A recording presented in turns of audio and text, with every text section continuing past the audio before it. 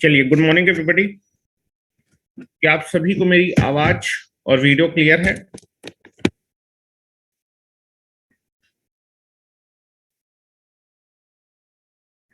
क्या आप सभी को मेरी आवाज और वीडियो क्लियर है? अगर क्लियर हो तो मुझे इंटीमेट करें तो हम अपने लेक्चर को स्टार्ट कर सकते हैं।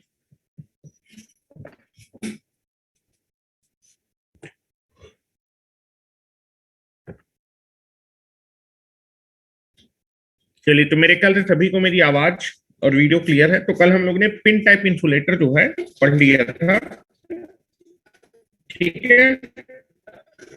पिन टाइप इंसुलेटर मैंने आपको बताया हुआ था।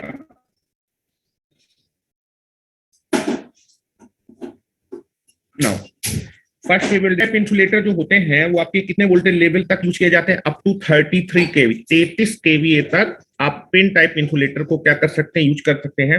और ये जनरली आपका स्ट्रेट लाइन में हमेशा क्या किए जाते हैं, यूज किए जाते हैं। स्ट्रेट रन के लिए यूज किया जाता है, मतलब जब आपके पास स्ट्रेट लाइन होती है तो वहां 33 केवीए तक आप इसको क्या कर सकते हैं, यूज कर सकते हैं। 33 केवीए का मतलब है जनरली आपको कहां पर देखने को मिलेगा? डिस्ट्रीब्यूशन सिस्टम में ये देखने को मिलेगा।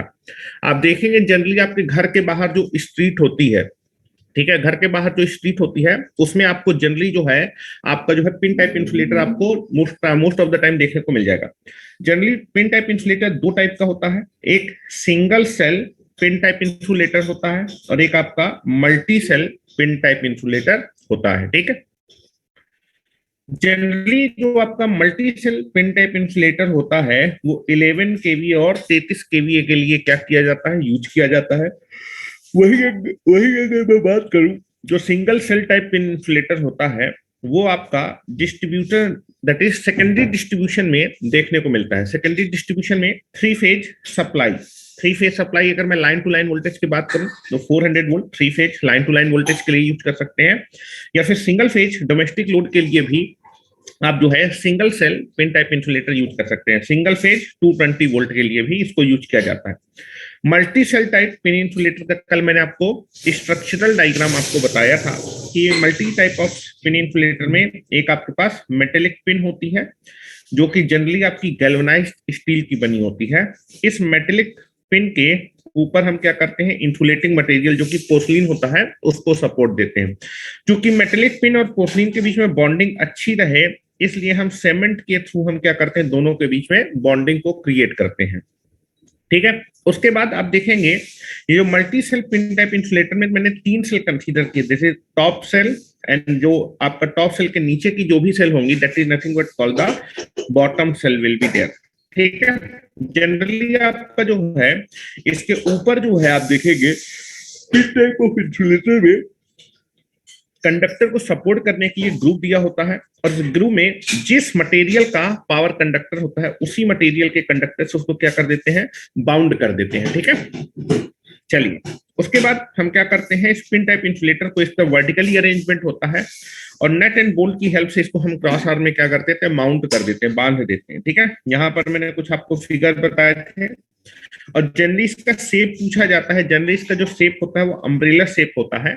नंबर ऑफ सेल, जितने ज्यादा नंबर ऑफ सेल होंगे उतना ही आपका लीकेज करंट क्या हो जाएगा, कम हो जाएगा, ठीक है। क्योंकि आप देखेंगे जो भी लीकेज करंट होता है वो आपके इंसुलेटर के सरफेस से क्या करता है, पास करता है। जैसे जैसे नंबर ऑफ सेल क्या होती जाएंगी, बढ़ती जाएंगी, आपका सरफेस का लेंथ जो है क्या होता जाएगा, बढ़ता जाएगा, या फिर लीकेज करंट के पाथ का जो लेंथ है वो क्या होता जाएगा, बढ़ता जाएगा। और अगर लीकेज करंट के पाथ का लेंथ बढ़ता जाएगा तो आपका लीकेज करंट के पाथ का रेजिस्टेंस या फिर सरफेस रेजिस्टेंस क्या हो जाएगा, बढ़ जाएगा, तो जिसकी वजह से लीकेज करंट की वैल्यू क्या हो जाएगी, मिनिमम हो जाएगी, ठीक है। दूसरा देखेंगे ये जो आपके पास पिन टाइप इंसुलेटर में ये घुमावदार कर्व हम लोग इसलिए यूज करते हैं क्योंकि जनरली क्या होता है कि जो रेनी सीजन या फिर जो डस्ट पार्टिकल होते हैं, जो टॉप लेयर होती है आपकी बॉटम लेयर को जो है वह बारिश की बूंदे से गीला होने से बचाती है। साथ ही साथ आप देखेंगे डस्ट पार्टिकल से भी क्या करेगी, इसको प्रोटेक्ट करेगी, जिसकी वजह से जो बॉटम लेयर है वो अच्छा खासा रेजिस्टेंस क्या करेंगी, ऑफर करेंगी as compare to top layer in the आपका रेनी सीजन, जिसकी वजह से आपका लीकेज करंट की वैल्यू क्या हो जाएगी, कम हो जाएगी। ठीक है, जनरली जो शेप होता है पिन टाइप इंसुलेटर का वो अम्ब्रेला शेप होता है। फिर उसके बाद हम लोगों ने कुछ पॉइंट देखे थे। लीकेज करंट हमेशा आपके सरफेस ऑफ इंसुलेटर से क्या करेगा, पास करेगा। As the number of cell is increased in the pin insulator, then the path length of the leakage current is increase, so that the surface resistance for the leakage current after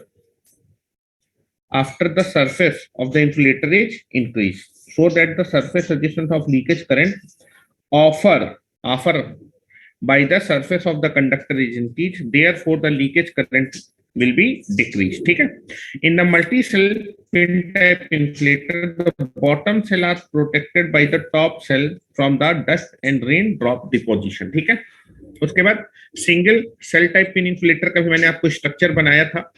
ठीक है, उसके बाद हम लोगों ने कुछ common point लिखे थे कि जो आपके पास पिन टाइप इंसुलेटर होता है उसमें इंसुलेटिंग मटेरियल सपोर्ट होता है on the metallic pin with the help of cement. Generally, pin type insulator is used up to 33 kVA voltage level and it is generally found in the distribution system. If the voltage level is greater than the 33 kVA, अगर आप 33 kVA से ज्यादा voltage level को increase करेंगे, then the size of the pin type insulator is bulky and the cost of the installation will be increased. जैसे जैसे voltage level आपका बढ़ता जाएगा, थिकनेस क्या होती जाएगी बेटा, बढ़ती जाएगी, और थिकनेस बढ़ने से इंसुलेशन की थिकनेस बढ़ जाएगी, तो आपका जो पिन टाइप इंसुलेटर है वो आपका बल्कि हो जाएगा, और साथ ही साथ क्या हो जाएगा, इंसुलेटिंग मटेरियल अगर ज्यादा यूज करेंगे तो कॉस्ट भी उसकी क्या हो जाएगी, बढ़ जाएगी। इसलिए generally beyond 33 kVA voltage level the cost of the pin insulator is more और अनइकोनॉमिकल। 33 kVA से ऊपर का अगर आप जो है पिन टाइप इंसुलेटर बनाएंगे तो आपके पास अनइकोनॉमिकल हो जाएगा, फिर कॉस्ट उसकी बहुत ज्यादा होगी। इसलिए 33 kVA के बाद हम पिन टाइप इंसुलेटर आप प्रेफर नहीं करते हैं। ठीक है, नेक्स्ट देखा था एप्लीकेशन में इन 220 volt single phase, 400 volt three phase, 11 kVA and 33 kVA distribution line the for the straight run, this is the important straight run we used pin type insulator. Generally, the shape of the pin type insulator is like a umbrella, which increase the non-porosity property of the porcelain. क्योंकि umbrella shape का होगा तो जो भी आपका जो है rain drop होगी वो आपके सरफेस पे जो है डिपॉजिट नहीं हो पाएंगी। जैसी रेन ड्रॉप पड़ेंगी वो डायरेक्टली फिसल के नीचे गिर जाएंगी, जिसकी वजह से आपकी नॉन पोरोसिटी प्रॉपर्टी पोर्सलिन की बढ़ जाएगी, which maintain the dielectric strength of the porcelain material, जिसकी वजह से पोर्सलिन मटेरियल की डाइलेक्ट्रिक स्ट्रेंथ क्या रहेगी, मेंटेन रहेगी।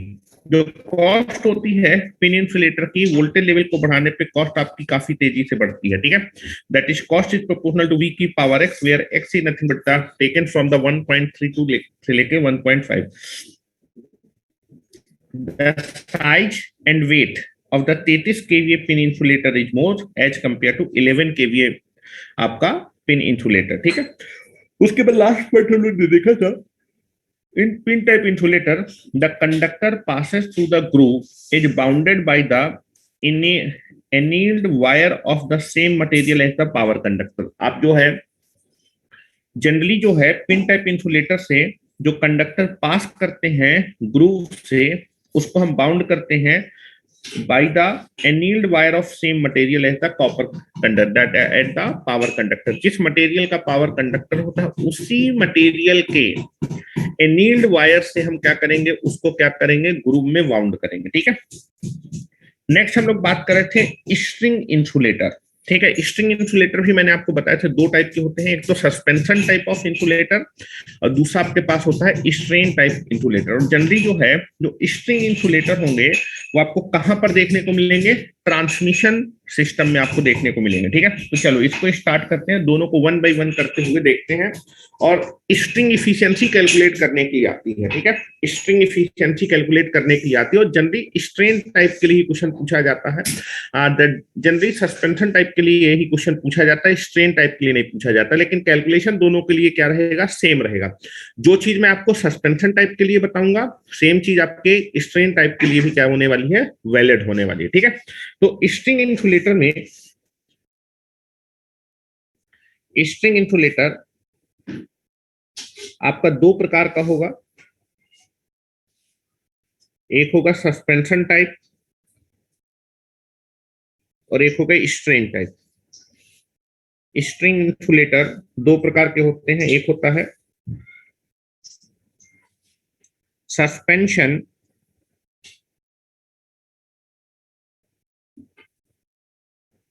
सस्पेंशन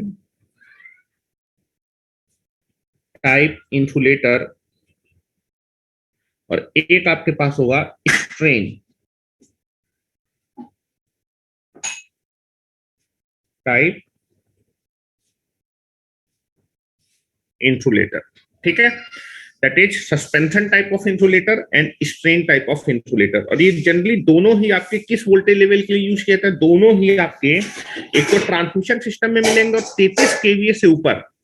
अगर आपको ज्यादा टेंशन और कम सैक का रिक्वायरमेंट है तो स्ट्रेन टाइप इंसुलेटर यूज करते हैं, या फिर जहां पर आपकी रिवर क्रॉसिंग होती है या फिर रेलवे क्रॉसिंग होती है या फिर किसी भी रोड के ऊपर से या फिर ब्रिज के ऊपर से फिर शार्प कॉर्नर होते हैं, वहां पर जनरली हम लोग जो है strain type of insulator use कर सकते हैं। फिर डेड एंड का मतलब होता है starting of the line and ending of the line will be nothing but the strain type of insulator.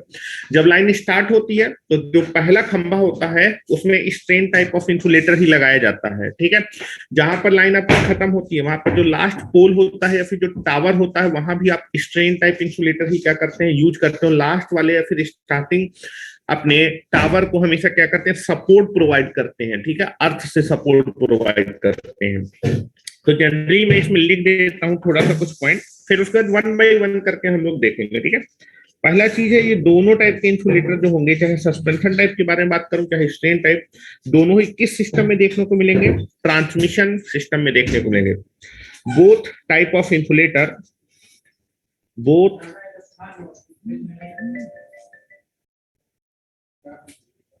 Type of the insulator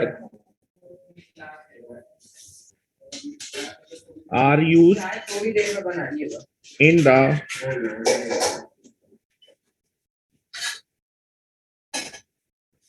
transmission system, are used in the transmission system. और किस voltage level के लिए use करते हैं दोनों को ही आप जो है जनरली 33 केवीए से लेके 765 किसी भी वोल्टेज, 33 केवीए से ऊपर किसी भी वोल्टेज लेवल पे आप इसको क्या कर सकते हैं, यूज कर सकते हैं। ठीक है, जनरली 765 वो किताबों में लिखा होता है, लेकिन अब जनरली हम लोग आपका जो है 1200 केवीए पे भी पावर को ट्रांसमिट करने लगे, 1200 केवीए पे भी पावर को ट्रांसमिट करने लगे हैं। लाइन विल बी आपकी बन गई है 1200 केवीए पे भी वोल्टेज को ट्रांसमिट कर सकते हैं। अभी भी किताबों में 765 लिखा हुआ है, तो वही डाटा आपको लिखना है। ठीक है, that is both type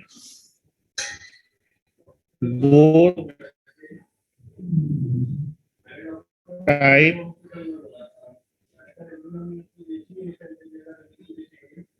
insulator are used for the voltage level from 33 kVA to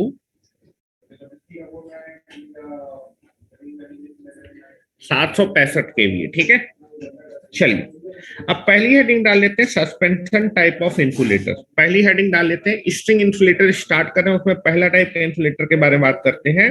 क्या इसकी प्रॉपर्टी होती है, क्या इसके एडवांटेज होते हैं, क्या एप्लीकेशन होते हैं, उनके बारे में हम लोग इसको डिस्कस करते हैं। और सस्पेंशन टाइप या फिर स्ट्रेन टाइप ऑफ इंसुलेटर में नंबर ऑफ डिस्क कैलकुलेट करने के लिए यूज होता है कि अगर 11 केवीए की लाइन है तो कितने नंबर ऑफ डिस्क होंगी, अगर आपके पास 33 केवी की लाइन है तो सस्पेंशन टाइप या फिर स्ट्रेन टाइप में कितने नंबर ऑफ डिस्क होंगी, 66 केवी की लाइन है तो आपका कितने नंबर ऑफ डिस्क होगी, ये कैलकुलेट करने के लिए आता है। तो उस चीज के बारे में हम लोग डिस्कस कर रहे हैं। ठीक है, तो पहली हेडिंग डाल लीजिए बेटा, first heading you can be take it here.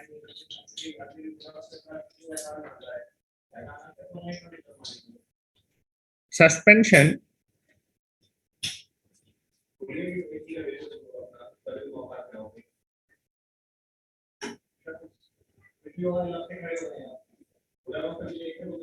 Suspension type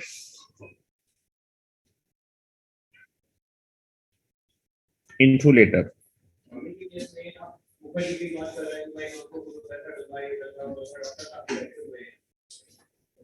ठीक है, चलिए, तो पहला पॉइंट मैं इसमें आपको बोल रहा हूँ, सस्पेंशन टाइप ऑफ इंसुलेटर में जो कॉस्ट होती है पिन इंसुलेटर की जो कॉस्ट होती है वो रैपिडली इंक्रीज करती है if the applied voltage will be increase. अगर आपका अप्लाइड वोल्टेज आपका इंक्रीज करेगा तो पिन टाइप इंसुलेटर की जो कॉस्ट होगी वो काफी तेजी से बढ़ती है। इसलिए suspension type of insulator use किए जाते हैं बियॉन्ड द 33 केवी। इसलिए 33 केवीए से ऊपर जो है, अगर मैं जो है सस्पेंशन टाइप इंसुलेटर की कॉस्ट निकालूंगा, पिन टाइप इंसुलेटर की कॉस्ट निकालूंगा, तो पिन टाइप की कॉस्ट ज्यादा पड़ेगी, सस्पेंशन टाइप ऑफ इंसुलेटर की कॉस्ट आपकी क्या पड़ेगी, कम पड़ेगी। ठीक है, तो जनरली जो है 33 केवीए से ऊपर आपका suspension type of insulator use किया जाता है। लेकिन अगर आपका टेंशन आपको ज्यादा देना है या फिर आपका जो है स्टैक आपको कम रखना है तो सस्पेंशन की जगह स्ट्रेन टाइप यूज करेंगे। ठीक है, तो बोथ विल बी सेम। तो मैं लिख रहा हूं पहला point,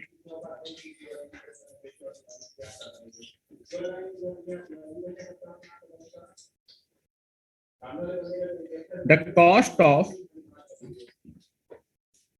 pin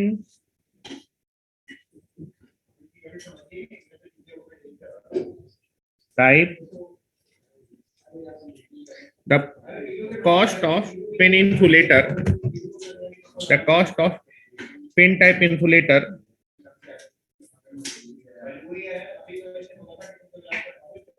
rapidly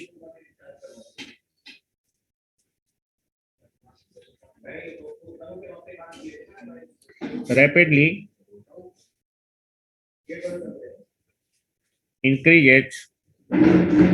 The cost of pin type insulator rapidly increases as the applied voltage is encourage. जैसे ही आपका अप्लाइड वोल्टेज आपका जो है क्या होगा, बढ़ेगा, तो cost of the pin insulator is rapidly increase so that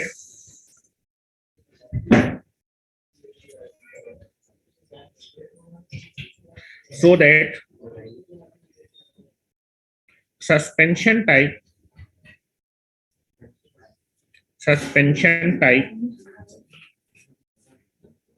of insulator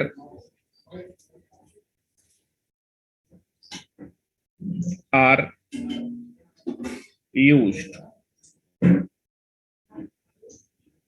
beyond 33 kV।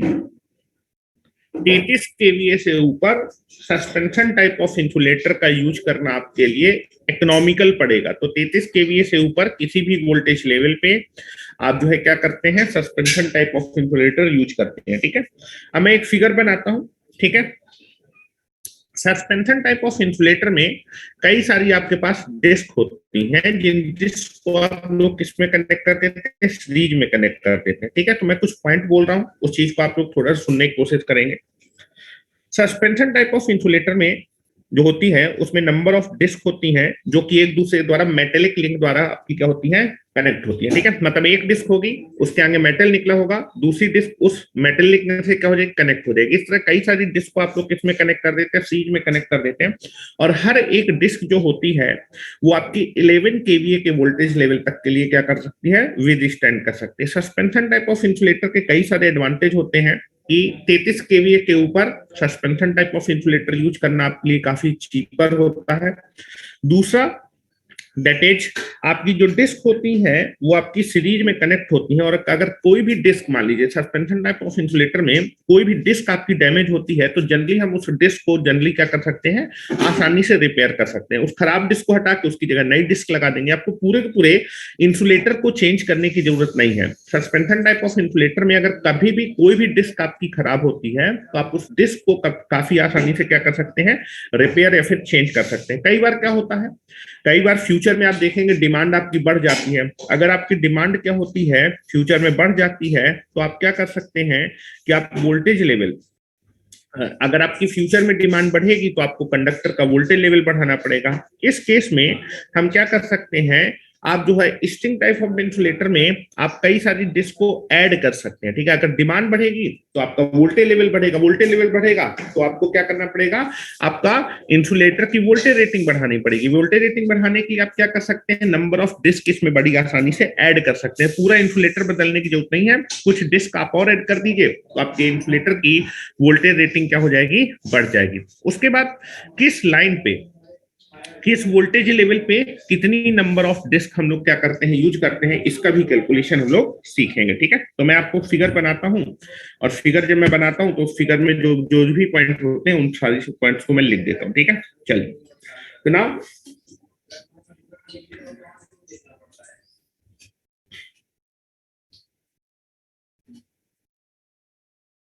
चलिए,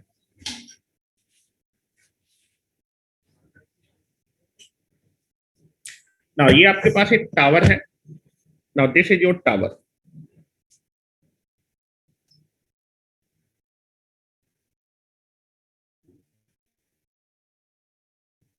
ठीक है। टावर आपका ग्राउंड पे खड़ा रहता है।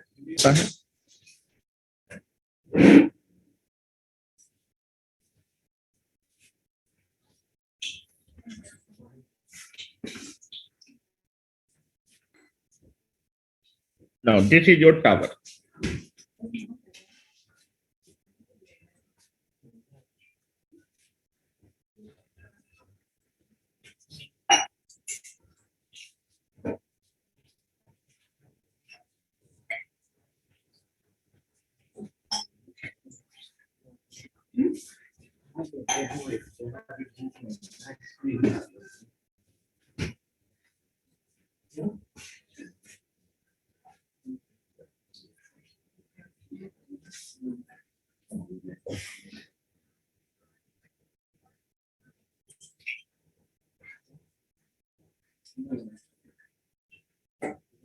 ये आपका टावर है।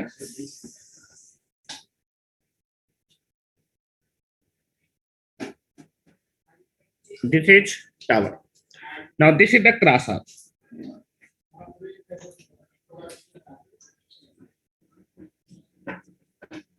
ये आपकी क्रॉस आर्म है,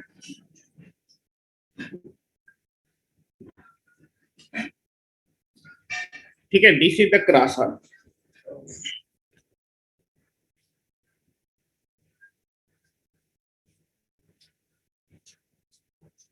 this is cross arm and this is again cross arm.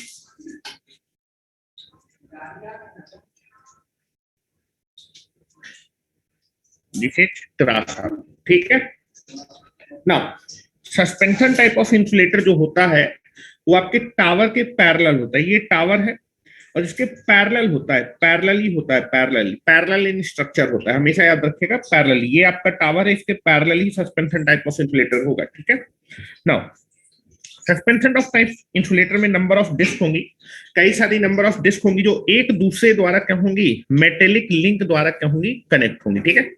Now this is suspension type of insulator बना रहा हूं। ये डिस्क 1 है,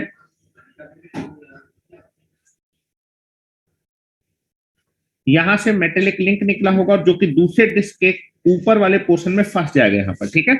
नाउ दिस इज, यहां से मेटेलिक लिंक निकला होगा, यहाँ पर आपके पास एक क्या होगा, यहाँ पर एक छेद होगा। इस मेटेलिक लिंक को इस छेद में क्या कर देंगे, इन कर देंगे, इंसर्ट कर देंगे और ये दोनों एक दूसरे से लिंक हो जाएंगे, ठीक है। तो नाउ मैं आपका फिगर बना रहा हूं।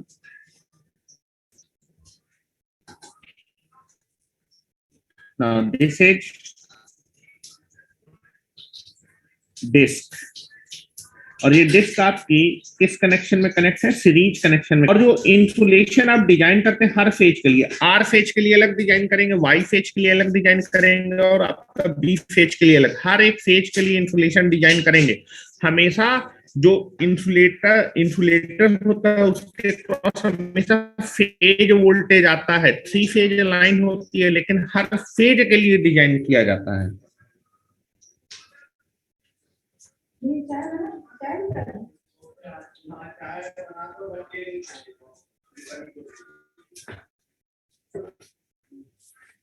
ठीक है।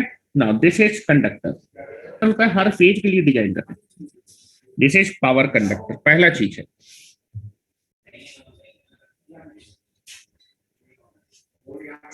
दिस इज पावर कंडक्टर, ठीक है।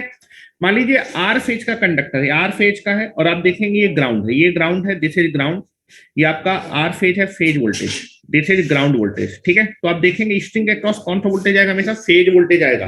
स्ट्रिंग इंसुलेटर या फिर जो इंसुलेटर होता है वो आपका पर फेज डिजाइन होता है, हमेशा इंसुलेटर के क्रॉस कौन सा वोल्टेज आता है, फेज वोल्टेज। ये आर फेज का कंडक्टर है, ये ग्राउंड है, ये पूरा शॉर्ट सर्किट है तो ये भी 0 वोल्ट होगा, ये अगेन शॉर्ट सर्किट है, ये भी 0 वोल्ट होगा, this is 0 volt, this is phase voltage. तो आपका स्ट्रिंग के क्रॉस या फिर इंसुलेटर के क्रॉस कौन सा वोल्टेज है, that is nothing but the phase voltage will be there, ठीक है, phase voltage will be there. तो मैं लिख रहा हूं दिस इज हर फेज, ये आपका आर फेज का कंडक्टर है, आर फेज का, ठीक है। This is nothing but the ground, में लिख रहा हूं this is 0 volt, this is again 0 volt, this is again 0 volt. Now this is आपका कंडक्टर में कौन सा वोल्टेज होगा, ये आर फेज है तो फेज वोल्टेज भी है, this is conductor R phase का तो फेज वोल्टेज होगा। और बेटा फेज और न्यूट्रल, न्यूट्रल जो कि ग्राउंड पोटेंशियल, फेज और न्यूट्रल या फिर फेज और ग्राउंड के बीच का जो पोटेंशियल का फेज वोल्टेज, तो हमेशा स्ट्रिंग के क्रॉस जो वोल्टेज आएगा, स्ट्रिंग या फिर इंसुलेटर के क्रॉस जो वोल्टेज लेवल आएगा वो हमेशा कौन सा वोल्टेज होगा, फेज वोल्टेज। कौन सा वोल्टेज होगा, फेज वोल्टेज, ये चीज याद रखेंगे, this is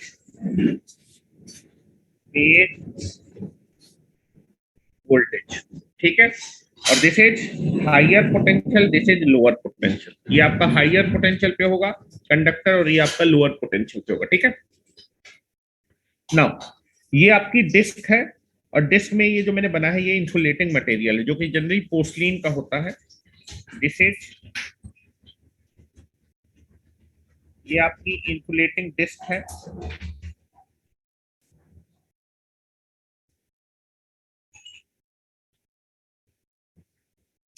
this is insulating disc.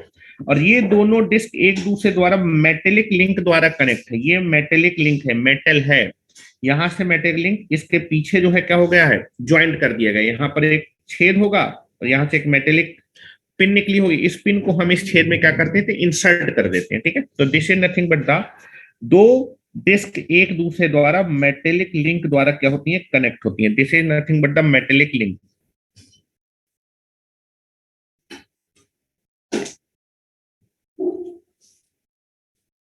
This is metallic link.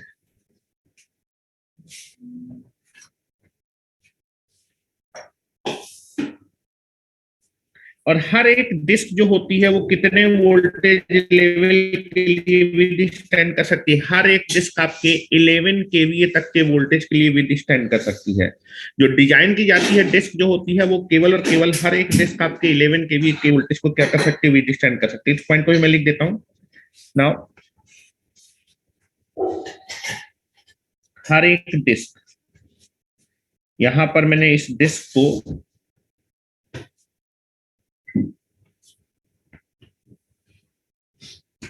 Now यहां लिख देता हूं, each disc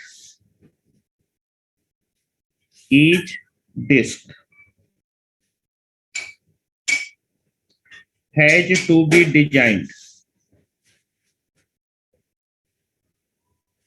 has to be designed up to voltage level of 11 केवी, ठीक है। 11 केवीए से ज्यादा वोल्टेज के साथ विदस्टैंड नहीं कर सकती हर एक डिस्क, ठीक है।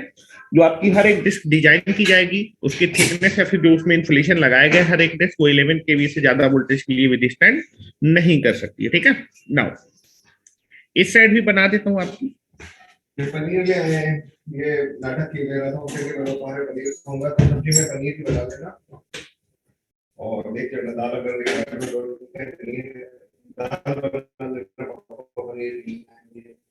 now this is the suspension type of insulator. Disc आपकी सीरीज में कनेक्ट होती हैं। This is power conductor. This is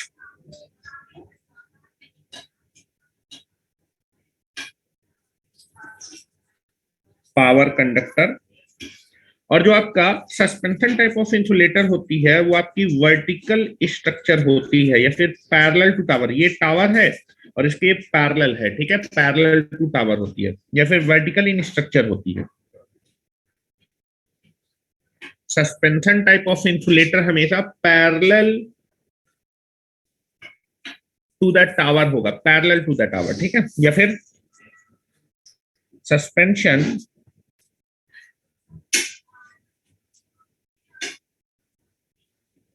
type of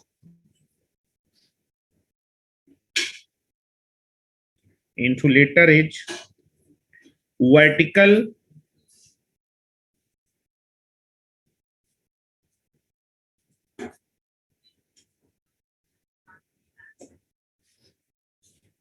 in structure होता है। vertical in structure is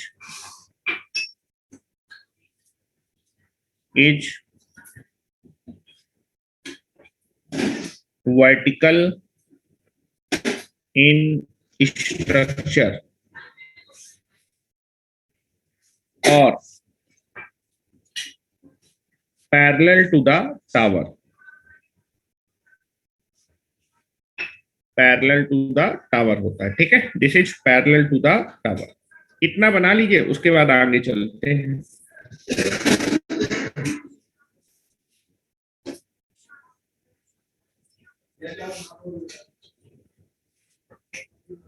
ठीक है। और हर एक डिस्क आपकी एक दूसरे द्वारा मैग्नेटिक लिंक द्वारा कनेक्ट होती है और सीरीज कनेक्शन होता है, ये याद रखिएगा, ठीक है। मैं कुछ पॉइंट लिखा देता हूँ, उन पॉइंट को लिख लीजिए, फिर उसके बाद एडवांटेज डिसएडवांटेज के बारे में बात करते हैं। और नंबर ऑफ डिस्क पूछता है कि किस लाइन पे कितनी डिस्क आपको डिजाइन करनी पड़ेगी। रैपिडली मीन्स होता है तेजी से बढ़ना,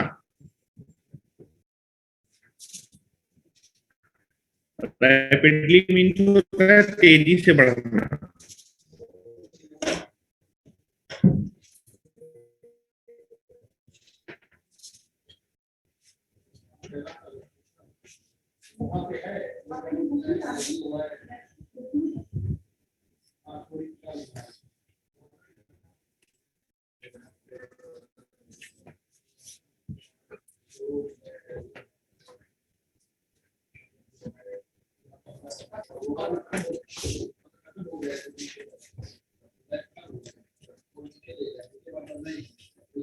नहीं, 11 केवी की डिस्क होती है, 22 केवी की नहीं होती है।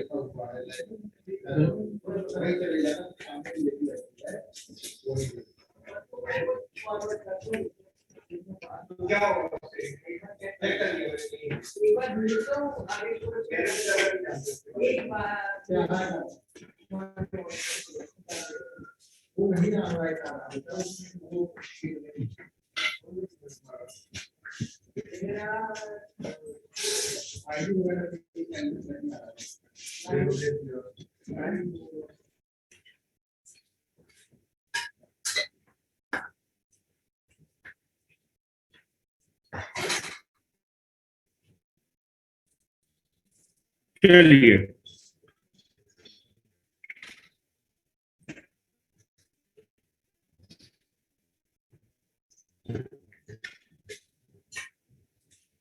हो गया होगा, आगे बढ़े। चलिए, पहला पॉइंट लिखें।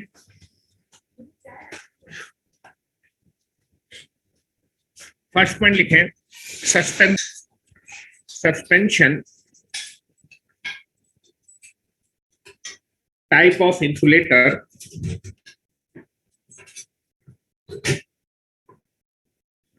Suspension type of insulator consist means होता है रखना, consist of number of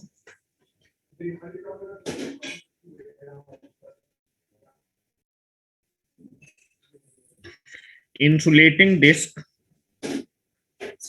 which are separated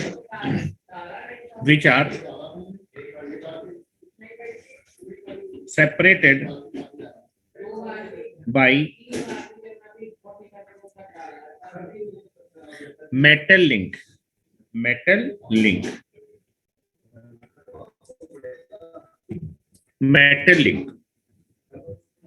Suspension type of insulator consists of number of insulating discs which are separated by metal link.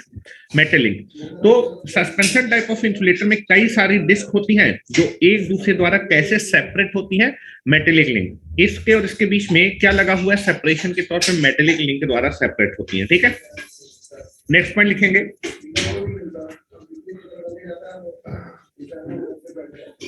लिखेंगे. It is practically used. Suspension type of insulator के बारे में बोल रहा हूं.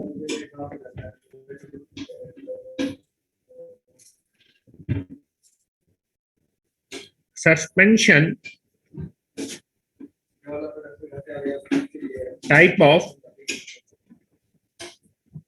insulator is practically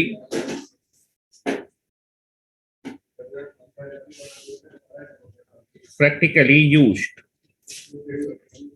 for all the voltage level from 33 kVA to 765 kVA.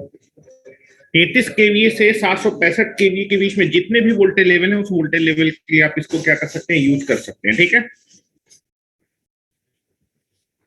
Next point ये भी लिख लीजिए.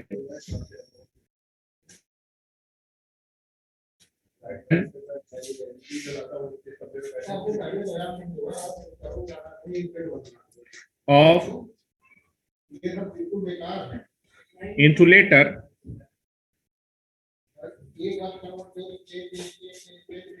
is used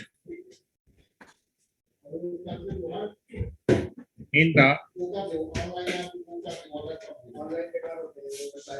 transmission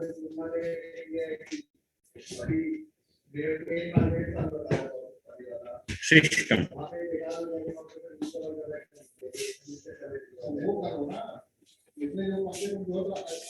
next heading डाले, advantage of suspension type of insulator.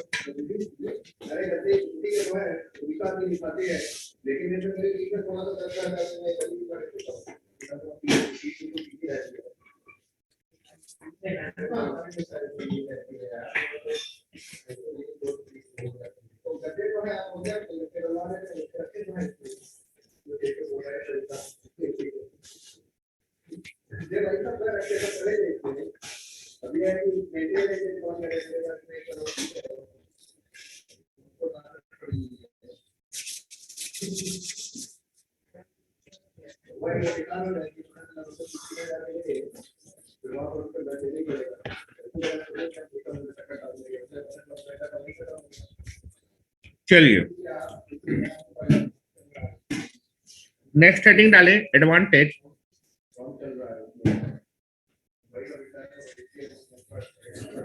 Advantage of suspension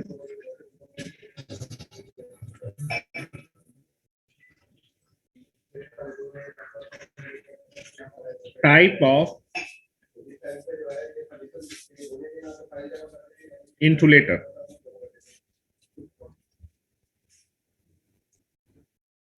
ठीक है, एडवांटेज के बारे में बात करते हैं. पहला एडवांटेज अगर मैं बात करूं, 33 kVA के ऊपर ये आपको सस्ता पड़ेगा. ये इंसुलेटर 33 kVA के वोल्टेज लेवल के बाद सस्ता पड़ेगा. लिख रहा हूं cheaper.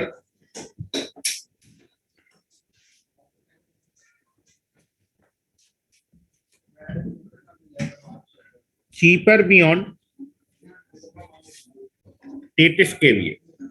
Cheaper beyond 33 kVA. 33 kVA के ऊपर ये चीपर पड़ेगा.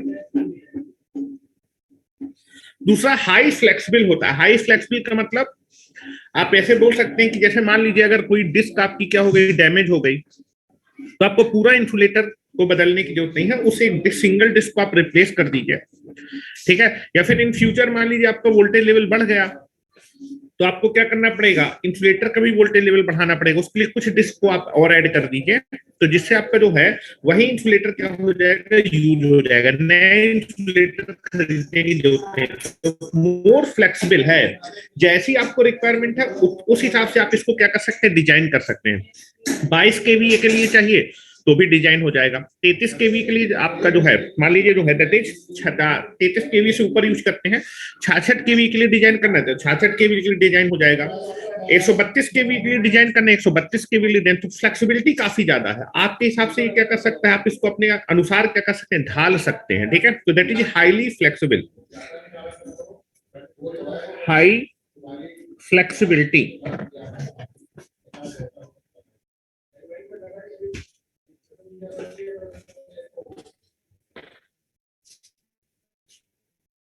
High flexibility. तीसरा लिखिए, disc are connect, discs are connected in series and discs are connected in series if any disc, if any disc is damaged, is if any disc is damaged,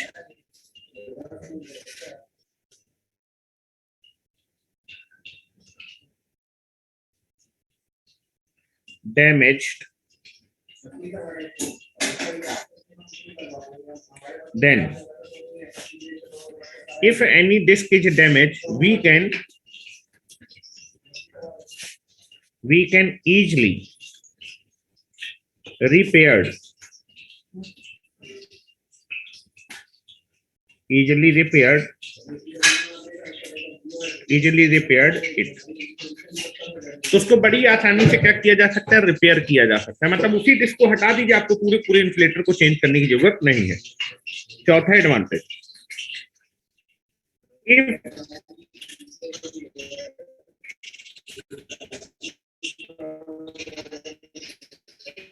the demand,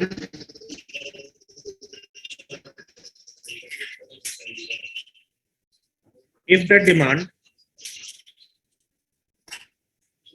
if the demand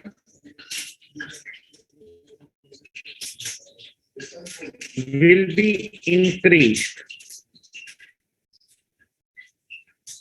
if the demand will be increased in future, if the demand will be increased in future, then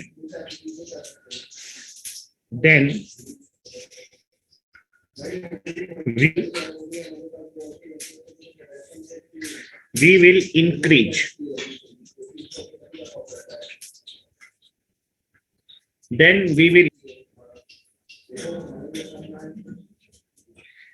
will increase the voltage level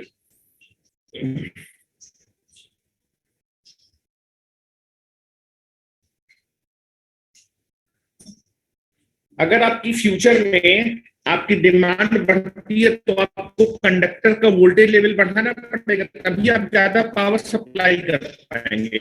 if power demand will be more, तो आप क्या करते हैं, power ज्यादा power supply करने के लिए higher voltage level, जितना वोल्टेज लेवल ज्यादा हो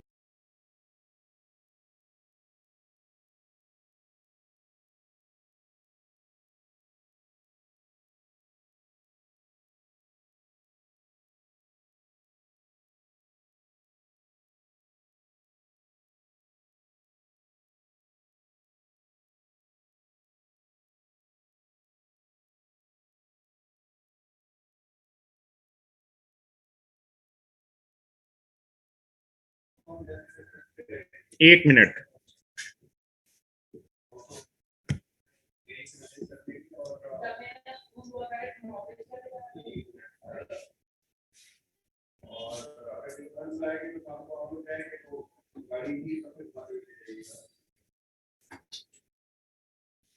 ठीक है, चलिए आप सभी को मेरी आवाज और वीडियो क्लियर है ना?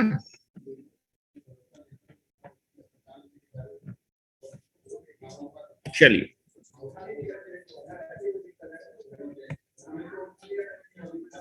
पिन टाइप इंसुलेटर खराब होने के बाद आपको नया पिन टाइप इंसुलेटर लगाना पड़ेगा। उसमें ये नहीं कि आप कोई एक सेल को चेंज कर पाए, ठीक है, पूरा का पूरा इंसुलेटर चेंज करना पड़ेगा।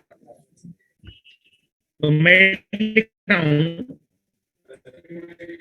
if the demand will be increased in future, then we will increase the voltage level of the then we will increase the voltage level of the conductor. In this case,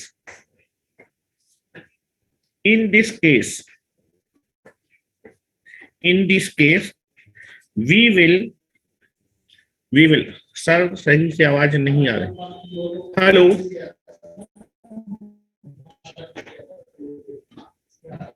मेरे ख्याल से आवाज sir बहुत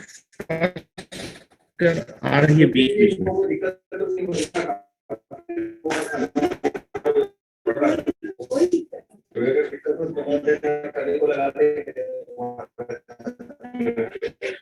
wife में बहुत lag है। ठीक है, आज बस मैनेज करिए, आज के बाद आप ठीक है। चलिए, in this case we will add up the disk.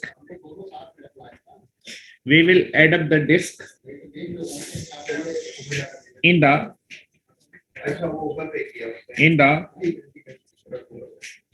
string insulator. In the string insulator easily. ठीक है,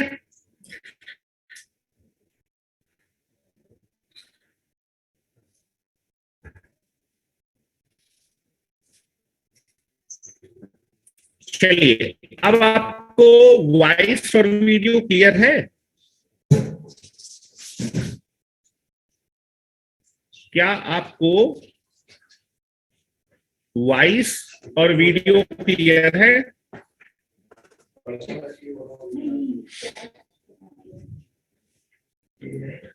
चलिए, मेरे ख्याल से आप सभी को वॉइस और वीडियो क्लियर होगा। क्या वो चलाने लगा क्या कुछ? यस, देखो चला रहे हो क्या?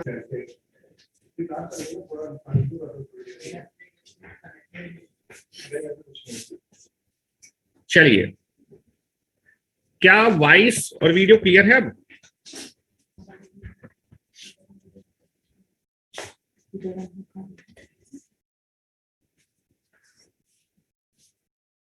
चलिए, थोड़ी देर में ठीक हो जाएगा, कभी कभी नेटवर्क का इशू है। चलिए, हाँ ठीक है, उसे बोल दो अभी ना चला 1 घंटे जो है। If the demand will be increase in future, अगर आपकी फ्यूचर में डिमांड इंक्रीज होती है, then we will increase the voltage level of the conductor. ठीक है, then we will increase the voltage level of the conductor. इस case में आप क्या कर सकते हैं, आपको पूरा पूरा इंसुलेटर चेंज करने की जरूरत नहीं है। आपको क्या करना पड़ेगा, इस केस में आप कुछ डिस्क अपने स्ट्रिंग इंसुलेटर में इजीली क्या कर दीजिए, ऐड कर दीजिए, जिससे आपका जो है उसका वोल्टेज लेवल, स्ट्रिंग का वोल्टेज लेवल क्या हो जाएगा, बढ़ जाएगा, और सेम इंसुलेटर आप क्या कर सकते हैं, उस वोल्टेज लेवल पे यूज कर सकते हैं। ठीक है, तो ये कुछ एडवांटेज हैं। इन सब एडवांटेज की वजह से आप क्या करते हैं, स्ट्रिंग इंसुलेटर आप जनरली यूज करते हैं किस वोल्टेज लेवल पे, आपका जो है 33 kVA से ऊपर। ठीक है, चलिए नेक्स्ट हेडिंग डालिए कि कितने वोल्टेज लेवल पे कितनी डिस्क आपको लगानी पड़ेगी सस्पेंशन टाइप या फिर स्ट्रेन टाइप ऑफ इंसुलेटर में। ठीक है, तो लिख रहा हूं बेटा, हेडिंग डालिए calculation, very very important topic है, पूछा जाता है। Calculation of number of disk in the string insulator. String insulator मतलब चाहे सस्पेंशन के बारे में बात करें चाहे आपका स्ट्रेन में, दोनों के लिए सेम है। Calculation of number of disc in the string insulator. String insulator में आपकी कितनी नंबर ऑफ डिस्क यूज करेंगे किस वोल्टेज लेवल पे, ठीक है। फार्मूला लिखा देता हूं आपको, ठीक है। ये बताइए जो स्ट्रिंग इंसुलेटर होगा, स्ट्रिंग इंसुलेटर होगा, स्ट्रिंग इंसुलेटर में चाहे सस्पेंशन टाइप हो चाहे स्ट्रेन टाइप हो, ठीक है, स्ट्रेन टाइप हो, यहां पर कंडक्टर लगा होगा, तो आपका स्ट्रिंग या फिर स्ट्रिंग इंसुलेटर के क्रॉस जो वोल्टेज आता है वो कौन सा वोल्टेज आता है, फेज वोल्टेज आता है। जब भी आपका बात किया जाएगा थ्री फेज सिस्टम होता है, कौन सा वोल्टेज दिया होगा, लाइन वोल्टेज दिया होगा, हमेशा कौन सा वोल्टेज दिया होगा, लाइन वोल्टेज दिया होगा। लेकिन स्ट्रिंग के क्रॉस जो वोल्टेज आएगा वो फेज वोल्टेज आएगा। तो फेज वोल्टेज निकालने के लिए आपको क्या करना पड़ेगा, अपने लाइन वोल्टेज को √3 से क्या करना पड़ेगा आपको डिवाइड। सर इस ट्रेन में डबल डिस्क लगेगी, नहीं ऐसा नहीं होता, डबल डबल डिस्क नहीं लगती, दोनों में सेम लगती है वोल्टेज लेवल के लिए, ठीक है। डबल किसने बोल दिया, स्ट्रेन में डबल लग जाएगी, ठीक है। अब डिजाइन होता है कि आप जो है सिंगल वाली स्ट्रिंग लगा रहे हैं कि पैरेलल वाली स्ट्रिंग लगा रहे हैं, उससे कोई मतलब नहीं होता, ठीक है। जो नंबर ऑफ डिस्क होती है वो आपका कैलकुलेट करना मैं आपको बता रहा हूं, ठीक है। तो चलिए फार्मूला लिखे बेटा, you can be go for the formula. चलिए फार्मूला होता है number of disc in the string insulator is nothing but equal to operating phase voltage. आपके स्ट्रिंग के क्रॉस जो वोल्टेज होगा वो फेज वोल्टेज होगा, that is operating phase voltage. हमेशा लाइन वोल्टेज दिया होगा, फेज वोल्टेज निकालेंगे, divided by maximum voltage of disc for it is design.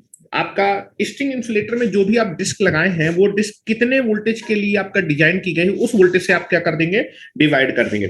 तो स्ट्रिंग इंसुलेटर में आपकी जो डिस्क होती है वो मैक्सिमम किस वोल्टेज के लिए डिजाइन की जाती है, 11 केवी के लिए डिजाइन की जाती है। तो 11 से उसको क्या करते हैं, डिवाइड कर देना है, ठीक है। तो आपकी नंबर ऑफ डिस्क आ जाएगी। और सेफ्टी के लिए हम लोग एक या फिर दो डिस्क क्या करते हैं, एक्स्ट्रा लगा देते हैं, ठीक है। सेफ्टी फैक्टर जो होता है एक या फिर दो डिस्क का एक्स्ट्रा लेके चला जाता है, ठीक है। तो मैं लिख रहा हूं बेटा, फार्मूला लिखिए, नंबर ऑफ डिस्क को कैलकुलेट करने का formula,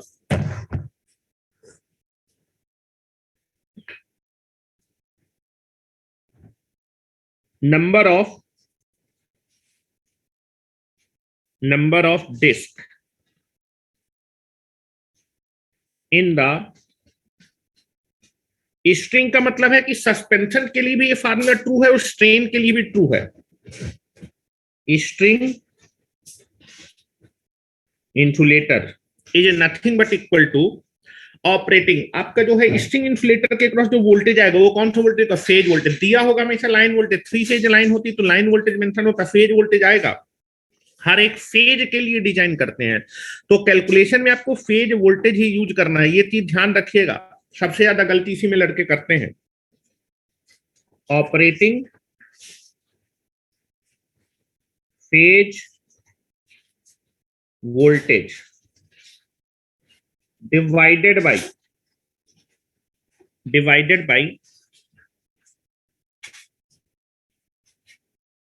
maximum voltage of disc for which it is designed, ठीक है, और इट इज डिजाइन, ठीक है। तो अगर मैं लिखना चाहूं इस फार्मूले को, अगर मैं रिप्रेजेंटेशन करना चाहूं मैथमेटिकली या फिर सिंबॉलिक रिप्रेजेंटेशन करना चाहूं, तो number of disc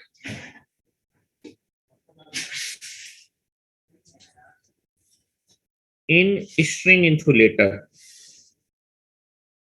is nothing but equal to operating phase voltage divided by maximum voltage of the disk for it is designed। तो डिस्क जिस मैक्सिमम वोल्टेज के लिए डिजाइन, या फिर डिस्क के क्रॉस जो डिस्क का ऑपरेटिंग वोल्टेज होगा, फिर डिस्क मैक्सिमम जिस वोल्टेज के लिए डिजाइन किया उसको हम वीडी से रिप्रेजेंट करते हैं, that is called VD.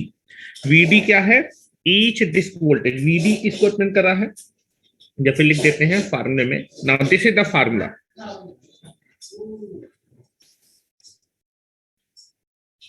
Operating phase voltage divided by maximum voltage of disc for it is design. इस फार्मूले में लिख देता हूं where VD is nothing but the maximum voltage of disk for which it is designed। और generally जो है string insulator में जो डिस्क होती है वो मैक्सिमम कितने वोल्टेज के लिए डिजाइन की जाती है, 11 केवी। तो मैं एज्यूम कर लेता हूं 11 केवी। लेट अस कैलकुलेशन के लिए जो वीडियो होगा जिसके लिए डिस्क डिजाइन होगी maximum voltage that is 11। Let us consider VD is equal to 11 KV, और प्रैक्टिकली 11 केवीए ही होता है, ठीक है। और जो हम सेफ्टी फैक्टर लेंगे, अब ये थोड़ा है कि मान लो जो है 33 के या 66 केवी की लाइन है, नंबर ऑफ डिस्क आ गई 5, तो आप 5 ही डिस्क लगा के छोड़ देंगे, एक या फिर 2 डिस्क एक्स्ट्रा ऐड करते हैं सेफ्टी के लिए, ठीक है। मान लीजिए फ्लक्चुएशन हुआ, वोल्टेज लेवल आपके रेटेड से बढ़ गया, और रेटेड से बढ़ के अगर एग्जैक्टली उतनी डिस्क लगाई तो आपकी स्ट्रिंग तो डैमेज हो जाएगी। तो इसलिए हम क्या करते हैं, सेफ्टी के लिए एक या फिर 2 डिस्क एक्स्ट्रा ऐड कर देते हैं। तो यहां लिख रहा हूं, टेकिंग सेफ्टी फैक्टर कैलकुलेशन में, टेकिंग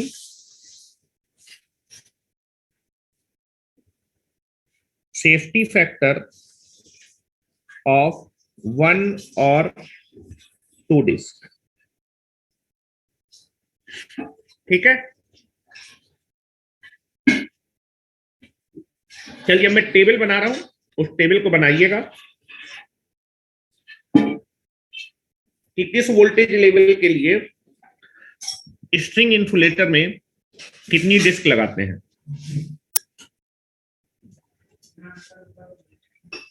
ठीक है। चलिए इतना लिख लिया हो तो मुझे बता दीजिए, तो हम लोग आगे चले। इतना लिख लिया हो तो मुझे बता दीजिएगा, तो आगे चले।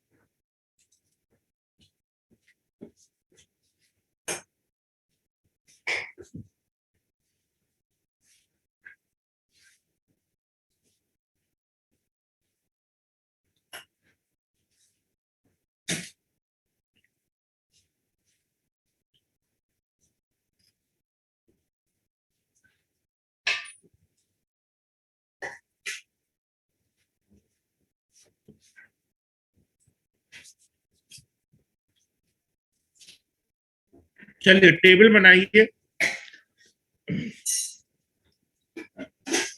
चलिए now you can be make the table, और इससे एक क्वेश्चन पूछा जाता है।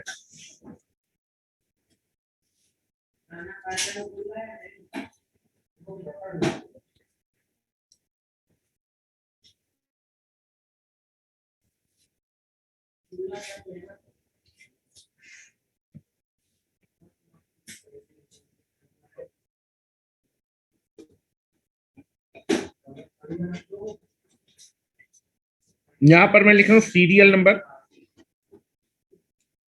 फिर जब हमेशा 33 केवीए की जो लाइन होगी, 3 फेज लाइन होती है, तो जो 33 केवी डिजाइन दिया होता है वो लाइन वोल्टेज दिया होता है।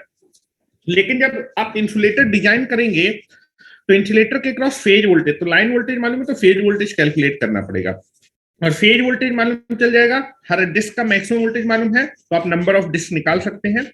Operating phase voltage divided by maximum voltage of the disc और इट कैन बी डिजाइन, ठीक है। तो दूसरा जो कॉलम होगा that is nothing but that is this is line operating line voltage, अगर आपको लाइन वोल्टेज मालूम है तो फेज वोल्टेज निकालेंगे, ऑपरेटिंग फेज वोल्टेज।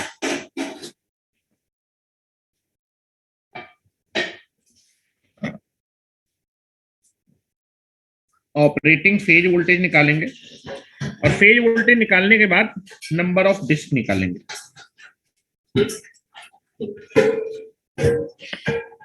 ठीक है, चलिए तो मैं लिखना स्टार्ट करता हूं। पहला आपका होगा सीरियल नंबर,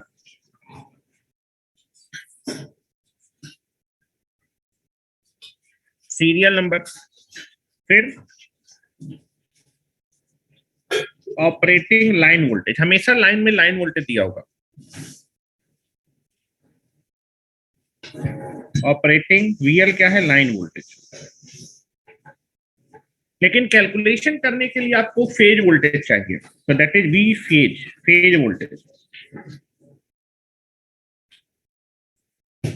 ऑपरेटिंग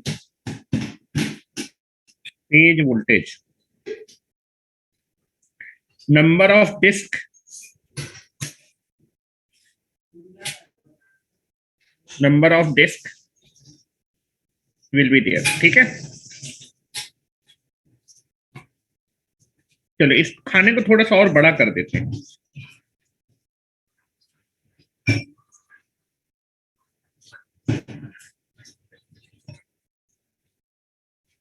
ठीक है, this is number of disc in string insulator.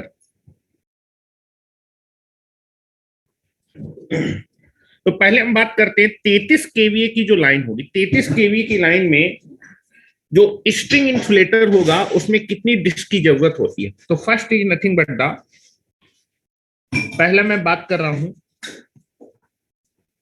33 KVA की लाइन। 33 केवीए की लाइन में आपको कितनी नंबर ऑफ डिस्क लगानी पड़ेगी। तो 33 केवीए में आपका 3 फेज लाइन है, ये कौन सा वोल्टेज, लाइन वोल्टेज, लेकिन आपको कौन सा वोल्टेज, फेज वोल्टेज। तो फेज वोल्टेज कैसे मालूम करेंगे, लाइन वोल्टेज मालूम है, √3 से डिवाइड कर देंगे। तो that is, this is phase voltage जो होगा, operating phase voltage, that is line voltage divided bye √3। 33 KVA को √3 से डिवाइड करेंगे तो आपके पास आएगा 19.05, 19.05 किलो वोल्ट। ठीक है, दिस इज 19.05 वोल्ट। ये आपका ऑपरेटिंग फेज वोल्टेज है। और ऑपरेटिंग फेज वोल्टेज मालूम है आपको, मैक्सिमम वोल्टेज मालूम है हर एक डिस्क के क्रॉस, दैट इज 11 केवी। तो इसको 11 केवी से डिवाइड कर देंगे। तो बेटा नंबर ऑफ डिस्क का फार्मूला क्या होता है, नंबर ऑफ डिस्क का फार्मूला होगा ऑपरेटिंग फेज वोल्टेज जो कि है 19.05 divided by maximum voltage of disc, जिसके लिए वो क्या किया design, that is 11 KV. 11 KV से क्या कर देंगे, डिजाइन कर देंगे। और डिजाइन करने के बाद जब डिवाइड करेंगे तो आएगा 1.72, मतलब 1.72 डिस्क। अच्छा ये बताइए, एक डिस्क है और एक क्या है, लगभग 3/4 डिस्क है। तो 3/4 डिस्क तो लगा नहीं सकते, तो लगभग आप देखेंगे 3/4 की जगह पूरी पूरी डिस्क लगानी पड़ेगी। डिस्क जो है या तो एक होगी या फिर 2 होगी। तो आपको 1.72 डिस्क चाहिए, मतलब 2 डिस्क चाहिए। कितनी डिस्क चाहिए, 2 डिस्क। तो दैट इज कितनी डिस्क की जरूरत है, तो 33 केवीए की लाइन के लिए जो स्ट्रिंग इंसुलेटर होगा उसमें 2 डिस्क की जरूरत होगी। फ्रैक्शनल पार्ट नहीं करते हैं, फ्रैक्शनल पार्ट नहीं करते हैं, दैट इज 1.72। तो बिल्कुल पूर्णांक में लेते हैं तो कितनी डिस्क की जरूरत होगी, कितनी डिस्क की जरूरत होगी, this is nothing but the 2 disc. पूर्णांक में लेते हैं, कितना डिस्क आएगा, 2। और बेटा कितना, सेफ्टी के लिए तो 2 डिस्क तो आपको लगानी है।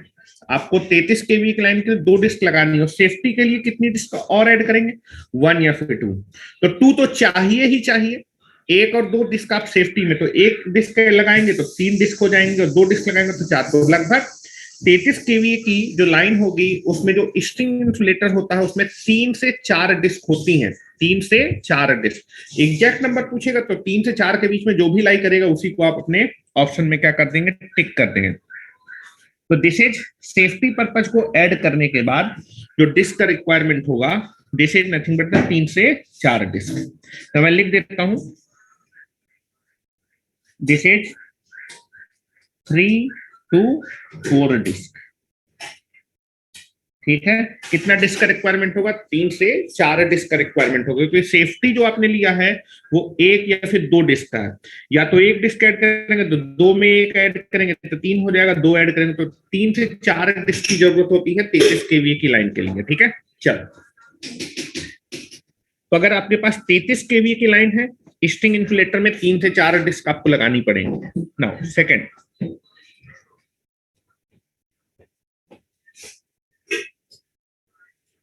ठीक है, यहां पर इसको आप अप्रोक्सीमेट कर दीजिए। This is 2। ठीक है, चलो नेक्स्ट बात कर रहे हैं 66 केवीए की लाइन अगर होगी, 66 केवीए की लाइन, ठीक है, ये आपको लाइन वोल्टेज दिया है, आपको कैलकुलेशन के लिए फेज वोल्टेज चाहिए। तो ऑपरेटिंग फेज वोल्टेज कितना हो जाएगा? Line voltage divided by √3। तो ऑपरेटिंग फेज वोल्टेज हो जाएगा that is 38.10 kilo volt. Operating phase voltage मालूम है आपको, मैक्सिमम वोल्टेज मालूम है हर एक डिस्क के क्रॉस, दैट इज आएगा 11 केवीए से इसको डिवाइड कर दीजिए, और 11 केवीए से जब आप इसको डिवाइड करेंगे तो लगभग आएगा आपका 3.46। तो 3 तो पूरी पूरी चाहिए और एक आधे से कम चाहिए, तो आधे से कम तो डिस्क लगा नहीं पाएंगे, तो लगभग ये कितना हो जाएगा बेटा? अप्रोक्सीमेटली 4 डिस्क तो चाहिए ही चाहिए। और बेटा 1-2 सेफ्टी के लिए ऐड करेंगे, तो अगर 66 केवी की लाइन है तो उसमें नंबर ऑफ डिस्क की जरूरत कितनी होती है? 5 से 6 डिस्क की जरूरत होगी। कितनी डिस्क लगाएंगे? 5 से 6 डिस्क। आपके एग्जामिनेशन में 5 भी आंसर हो सकता है, 6 भी हो सकता है। ठीक है, नाउ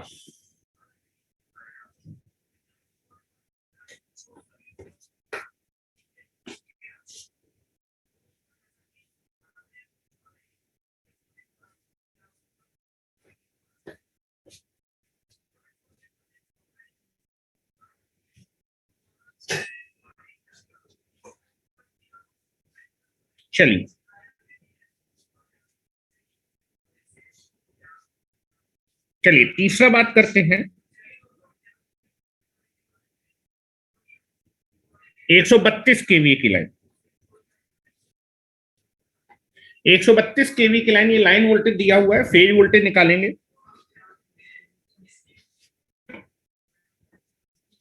एक सौ 32 divided by √3,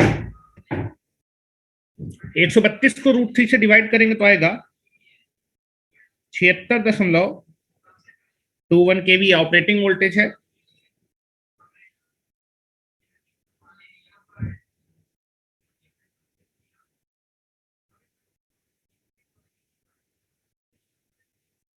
to 1 KV divided by हर एक डिस्क 11 केवी के लिए डिजाइन है, दैट इज इक्वल टू, जब डिवाइड करेंगे 11 केवी पे आएगा 6.928, और इसको अप्रोक्सीमेट करेंगे तो लगभग आपका 7 डिस्क तो चाहिए ही। सेफ्टी को ऐड करेंगे और सेफ्टी को ऐड करने के बाद आपके पास आ जाएगा 8 से 9 डिस्क की जरूरत होगी।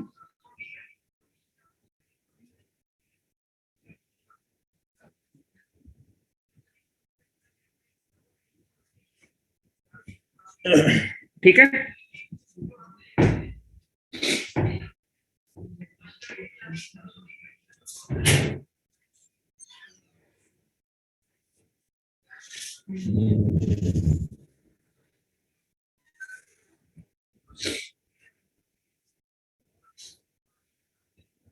ठीक है, चलिए नेक्स्ट बात करते हैं 220 केवीए की लाइन। 220 केवी, ठीक है, 220 केवी की लाइन के बारे में बात करेंगे। That is phase voltage, line voltage दिया है, फेज वोल्टेज आएगा 220 को आप √3 से डिवाइड कर दीजिए, और √3 से डिवाइड करेंगे तो आएगा 127.02 किलो वोल्ट। ठीक है, आपका ऑपरेटिंग फेज वोल्टेज मालूम है, हर एक डिस्क का डिजाइन वोल्टेज मालूम है, 11 केवीए से डिवाइड कर दीजिए। और डिवाइड कर देंगे जब,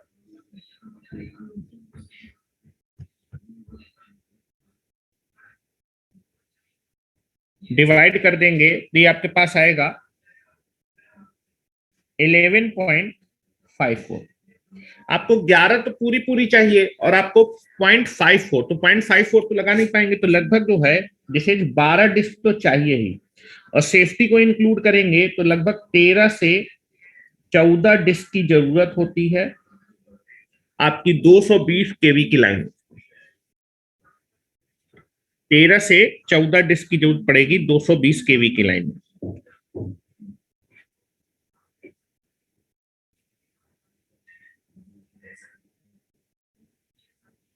चलिए 400 केवी की लाइन के बारे में बात करते हैं।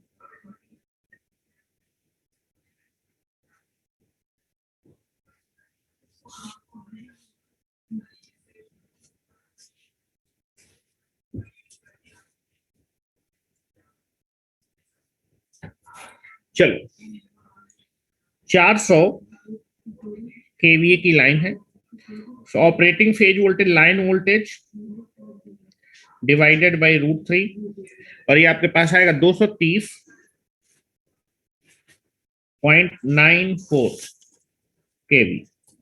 और बेटा ऑपरेटिंग फेज वोल्टेज को आप 11 केवीए से डिवाइड कर देंगे, और ये लगभग आपके पास आएगा 20 दशमलव समथिंग कुछ आएगा।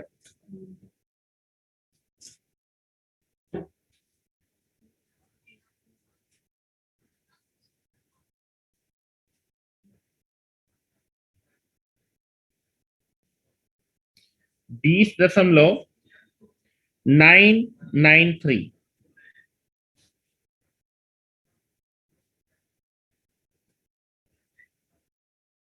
20.993।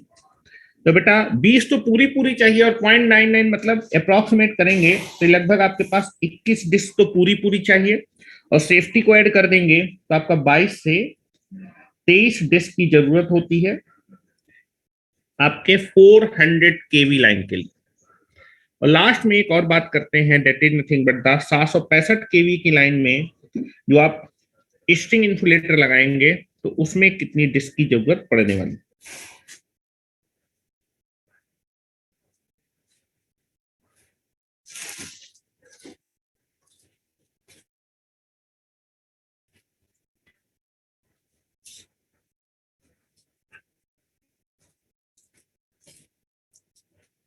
ठीक है, चलो छठवां बात करते हैं 765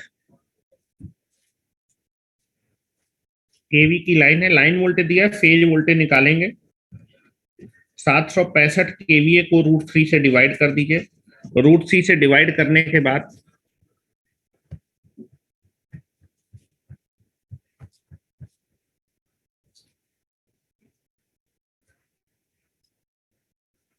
ये आपके पास आएगा 40 दशमलव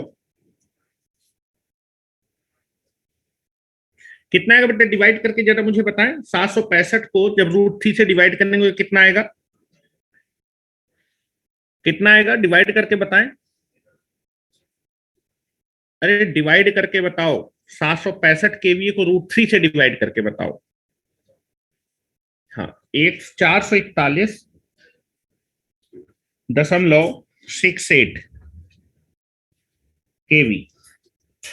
ऑपरेटिंग फेज वोल्टेज मालूम है, इसको 11 केवीए से डिवाइड कर दीजिए तो ये आपके पास आएगा डिवाइड करने पे 40.15।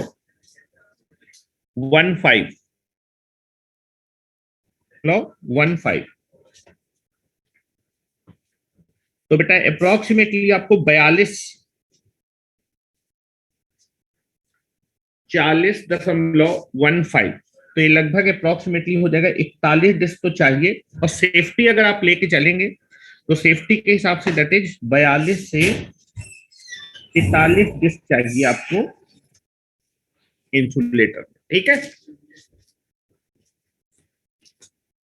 तो मैंने हर एक वोल्टेज लेवल पे कितनी डिस्क की जरूरत होगी वो मैंने आपको निकला दी है। कोई सा भी क्वेश्चन आता है तो आपके पास डायरेक्ट आंसर होगा, आपको बार बार कैलकुलेट करने की जरूरत नहीं है। एक बार आप टेबल देख लीजिए। दैट इज, अगर आपके पास 33 केवी की लाइन है तो 3 से 4 डिस्क, 66 केवी की लाइन है 5 से 6 डिस्क, उसके बाद 132 केवी की लाइन है 8 से 9 डिस्क, 220 केवी की लाइन है 13 से 14 डिस्क, 400 केवी की लाइन है 22 से 23 डिस्क, और 765 केवी की लाइन है तो 42 से 43 डिस्क की जरूरत पड़ती है। इससे उल्टा क्वेश्चन भी पूछा जाता है। क्वेश्चन पूछा जाता है कि आपको बोल दीजिए कि स्ट्रिंग इन्सुलेटर में नंबर ऑफ डिस्क दे देगा और बोलेगा कि ऑपरेटिंग वोल्टेज बताइए। तो अगर नंबर ऑफ डिस्क मालूम है, लो नंबर ऑफ डिस्क मालूम है, ध्यान सुनिए,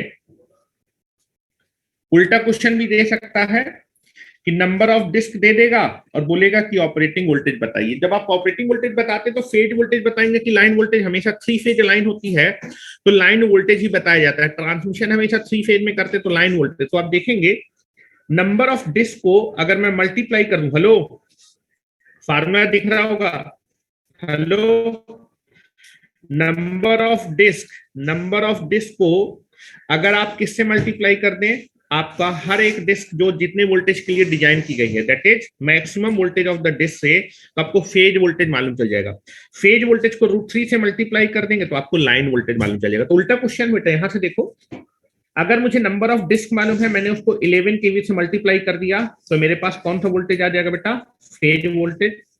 और फेज वोल्टेज को आप मल्टीप्लाई कर दीजिएगा √3 से तो कौन सा वोल्टेज आ जाएगा, लाइन वोल्टेज आपके पास आ जाएगा। तो उल्टा क्वेश्चन भी आपके पास पूछा जा सकता है। तो मैं इस क्वेश्चन को भी लिखवा देता हूँ, एक ही क्वेश्चन करवा देता हूँ। हो गया हो तो आगे चलें, हो गया हो तो आगे चलें,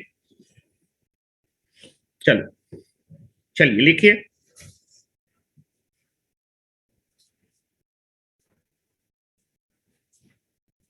चलिए,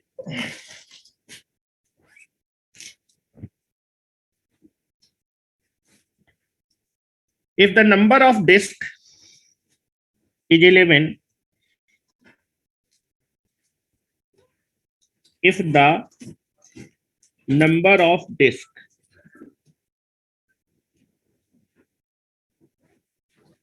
in the string insulator is 11, then find the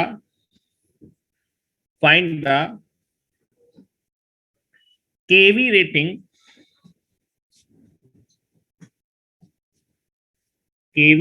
of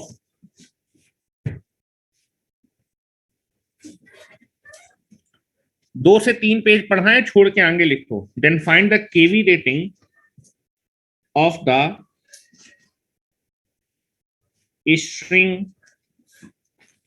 insulator.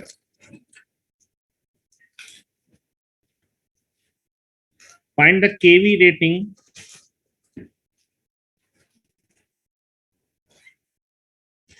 of the line for which the string insulator is used, string insulator is used। ठीक है, 11 केवी की डिस्क का एक स्ट्रिंग इंसुलेटर है, वो कितने लाइन के लिए यूज किया जा रहा है, उस लाइन का किलो वोल्ट रेटिंग, केवी रेटिंग आपको बतानी, केवी रेटिंग कितनी केवी की लाइन के लिए इस स्ट्रिंग इंसुलेटर को यूज कर रहे हैं। ठीक है, तो सॉल्यूशन करते हैं। उल्टा क्वेश्चन है, पहले आपको ऑपरेटिंग वोल्टेज दिया था और आपसे नंबर ऑफ डिस्क पूछ रहा था। इस बार नंबर ऑफ डिस्क दिया है, ऑपरेटिंग वोल्टेज पूछा है। 3 फेज लाइन होती है, ट्रांसमिशन में यूज करते हैं तो हमेशा लाइन वोल्टेज देंगे। ठीक है, तो मैं क्या करूंगा, that is number of disc को मल्टीप्लाई करना है आपको हर एक डिस्क जितने वोल्टेज के लिए डिजाइन की गई, 11 केवी के लिए डिजाइन की जाती है, तो दैट इज, और अगर मैं नंबर ऑफ डिस्क को 11 केवी से मल्टीप्लाई कर दूंगा तो ऑपरेटिंग फेज वोल्टेज आएगा, ऑपरेटिंग फेज वोल्टेज को √3 से मल्टीप्लाई कर तो ऑपरेटिंग लाइन वोल्टेज आ जाएगा। लिख रहा हूं बेटा, ऑपरेटिंग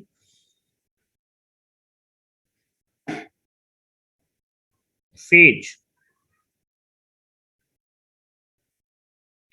वोल्टेज ऑफ लाइन और operating phase voltage across the string, across the string के क्रॉस कितना फेज वोल्टेज आएगा, that nothing but represented by V phase, number of disc को मल्टीप्लाई कर दीजिए 11 केवी से, तो ये आपके पास आ जाएगा 221 केवी फेज वोल्टेज है, 221 केवी फेज वोल्टेज, लेकिन लाइन वोल्टेज बताते हैं the operating so that the operating line voltage VL, that is phase voltage multiplied by √3, तो 121 kVA multiplied by √3, this is nothing but equal to आपके पास आ जाएगा 209.57 किलो वोल्ट, ठीक है, 209.75 kilo volt. This is the operating voltage जिसके लिए 11 disc का string insulator use किया गया है, ठीक है। तो उल्टा क्वेश्चन भी पूछा जा सकता है, नंबर ऑफ डिस्क दे देगा ऑपरेटिंग वोल्टेज पूछेगा, या फिर आपको ऑपरेटिंग वोल्टेज दे देगा नंबर ऑफ डिस्क पूछेगा, ठीक है, दोनों में से कुछ भी पूछ सकता है, आपको क्वेश्चन को करना आना चाहिए, ठीक है। नेक्स्ट हम बात करें strain type of insulator. Strain type of insulator, कल मैंने आपको बताया था कि स्ट्रेन टाइप ऑफ इंसुलेटर कब यूज करते हैं, ट्रांसमिशन लाइन में यूज किया जाता है, 33 केवीए से लेकर 765 केवीए के बीच में किसी भी ऑपरेटिंग वोल्टेज के लिए यूज कर सकते हैं, और ये जनरली यूज किया जाता है जब आपको हाई टेंशन या फिर लो सैग का रिक्वायरमेंट होता है, ठीक है। तो नेक्स्ट डाल लेंगे बेटा, स्ट्रिंग इंसुलेटर का दूसरा पार्ट है that is a strain insulator.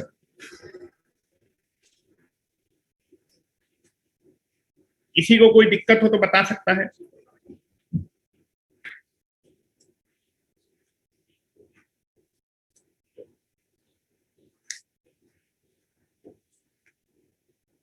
चलो,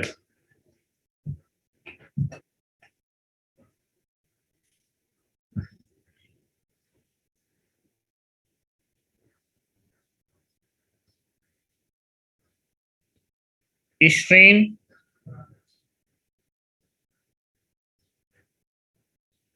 इंसुलेटर,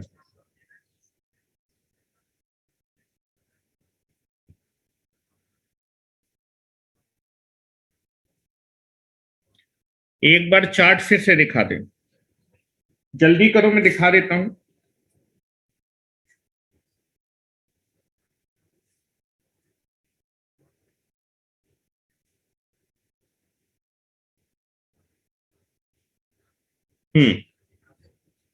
जल्दी से मैच कर ले चार्ट।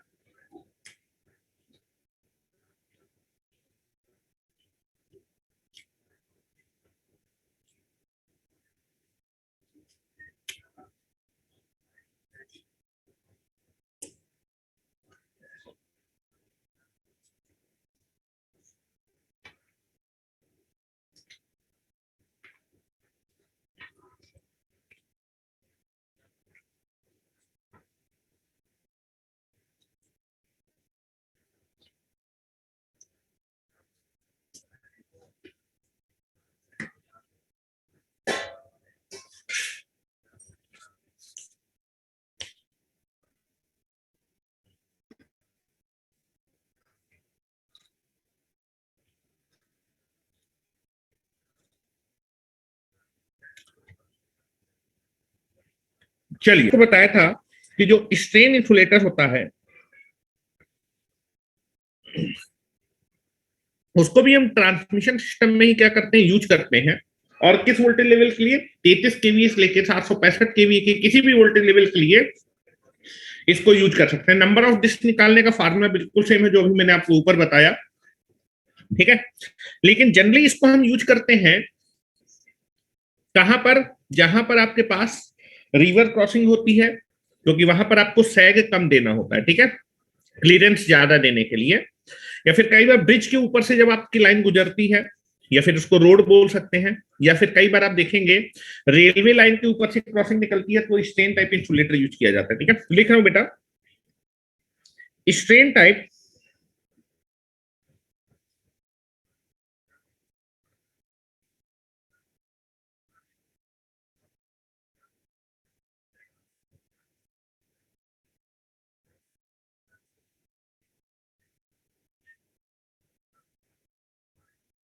चलिए लिखना स्टार्ट करें।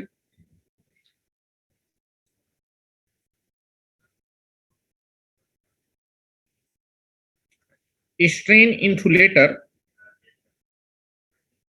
strain insulator are used to increase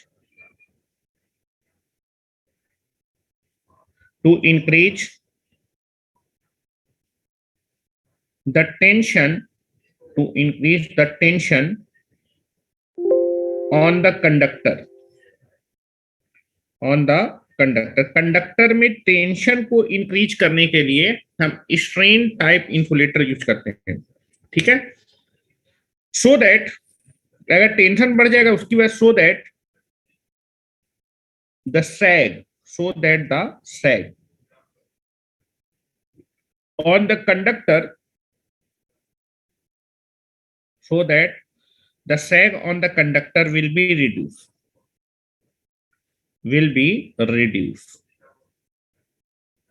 क्योंकि देखेंगे जब रिवर क्रॉसिंग होगी तो नीचे से जहाज बाहर निकलेंगे, अगर सैग ज्यादा होगा तो हजार्ड्स होने के चांस कम होंगे या चांस ज्यादा होंगे, इसलिए सैग कम देना होगा।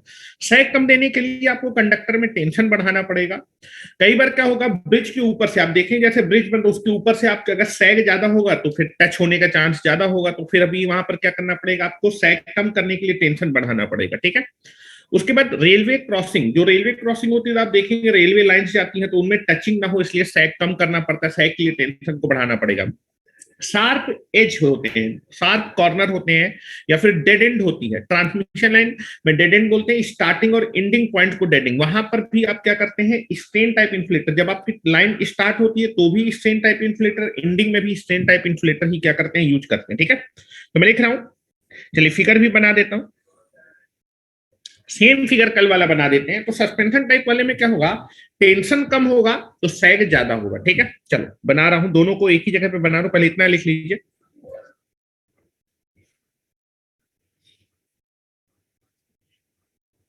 ना। ये आपका टावर है, ग्राउंड पे खड़ा हुआ है,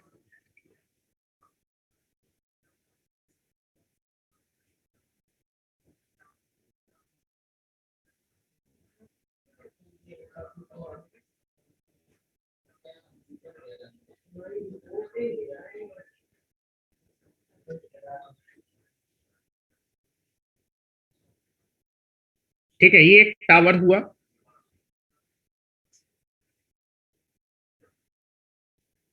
ये दूसरा टावर हुआ,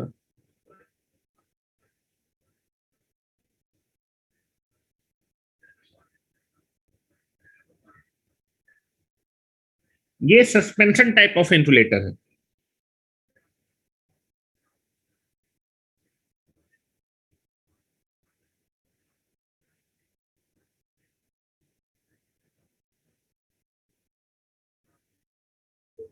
ठीक है, now this is like this,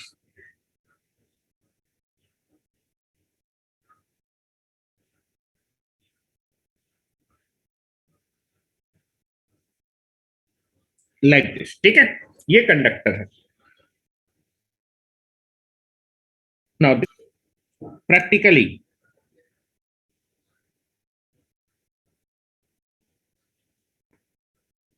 this is your power conductor.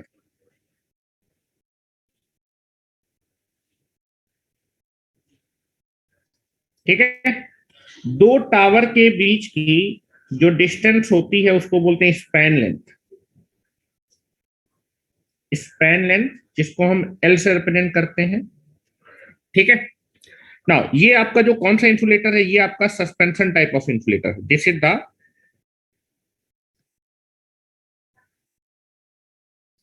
Suspension type insulator. Sag क्या होगा बेटा? सैग एक्चुअली में टेंशन जो है कम होगा, इसमें इसमें आपका जो है टेंशन कम होता है, ठीक है ना। टेंशन या वेट लगेगा, वेट नीचे की तरफ लगेगा तो यहां पर टेंशन क्रिएट होगा।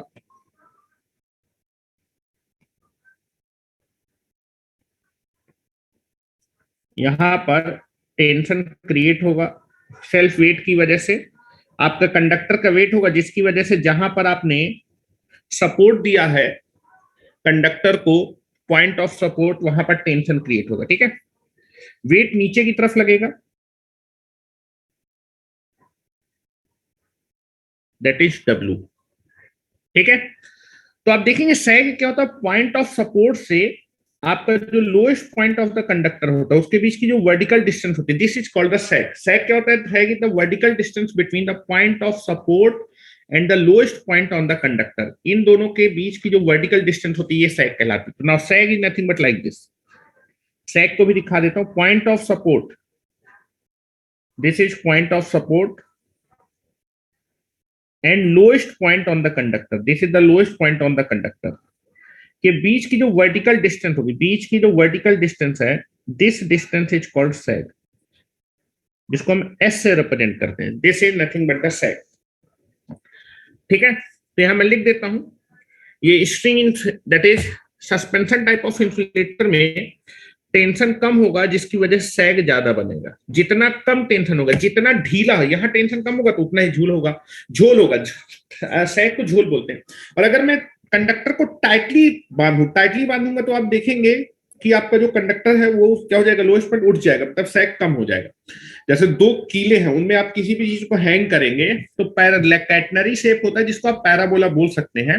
तो जितना ज्यादा टाइट करेंगे उतना कम आपका जो है झोल आएगा। झोल को हिंदी बोल रहा हूँ, that is known as, English में उसको सैग बोलते हैं, सैग, ठीक है। तो यहां मैं लिख रहा हूं सैग, सैग इज इक्वल टू होगा, सैग एस इज इक्वल टू होगा that is W L square divided by 8t। क्योंकि यहां पर टेंशन कम होता है सस्पेंशन टाइप ऑफ इंसुलेटर में, तो सैग ज्यादा बनता है। यहां पर टेंशन कम होगा, वेट की वजह से टेंशन क्रिएट होगा, लेकिन टेंशन क्या होता है, कम। आप केवल लटका देते हैं, लटका देते तो टेंशन उतना दे नहीं पाते हैं। तो टेंशन आपने केवल लटकाया है, टेंशन कसा थोड़ा है, लटका दिया है तो टेंशन कम है, तो सैग ज्यादा है। ऐसे केवल लटका देंगे तो सैग ज्यादा बनेगा, अगर इसको कस देंगे तो सैग आपका कम बनेगा, ठीक है। तो मैं लिख रहा हूं सैग की अगर कोई डेफिनेशन पूछे, the definition of sag,